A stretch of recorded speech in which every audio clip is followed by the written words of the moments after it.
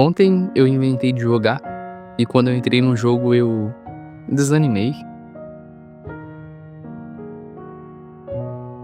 Eu lembro que quando eu jogava na minha infância, eu jogava porque era divertido, tinha uma certa alegria em poder controlar o nosso personagem e passar das fases. Acho que o lado bom da nossa infância é que a gente não tinha preocupações. E hoje em dia a gente tem. A gente se preocupa com o nosso futuro, a gente tem contas a pagar, a gente fica imaginando sempre o pior cenário, e aí a gente fica ansioso, fica esperando aquela resposta da entrevista de emprego que a gente fez semana passada e começa a ficar muito estressado por conta disso, porque a vida tem que continuar. Temos que pagar nossas contas, temos que fazer o nosso corre. E quando a gente inventa de jogar um pouquinho pra poder relaxar, sabe? Pra poder entreter e esquecer um pouco dessa realidade fodida que a gente tá, a gente não consegue. Acho que o lado bom de ser criança é isso. Nós temos um dia inteiro pra brincar, sabe? E nos divertir e nada mais. E aí, quando a gente olha pro passado, a gente quer voltar pra lá, mas já passou. Aquela fase não volta mais. Esse é um dos problemas que a gente passa ao querer jogar quando a gente já é adulto. Ou adolescente também, né? É a síndrome do gamer, né? Do PC gamer. Tá, e o que eu tenho feito pra mudar isso? Eu tenho feito algumas pequenas mudanças no meu estilo de vida que contribuem para que eu consiga lidar melhor com esses problemas. E a primeira é que eu faço uma caminhada. É algo simples, mas ajuda bastante. A gente passa muito tempo dentro de casa e quando a gente vai pra rua ou vai pra natureza, a gente desacelera, sabe? A gente fica mais calmo, a gente fica mais tranquilo. Dá uma vontade de viver, sabe? Dá uma vontade de continuar nessa vida.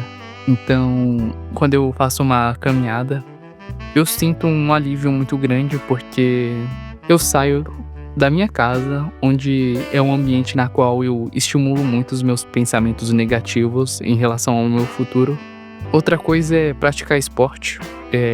Tem um tempo que eu jogo basquete e tem me ajudado bastante porque é um baita esporte que exige muito, exige força, exige muita mudança de direção, exige muita correria e chegar no seu limite físico, sabe?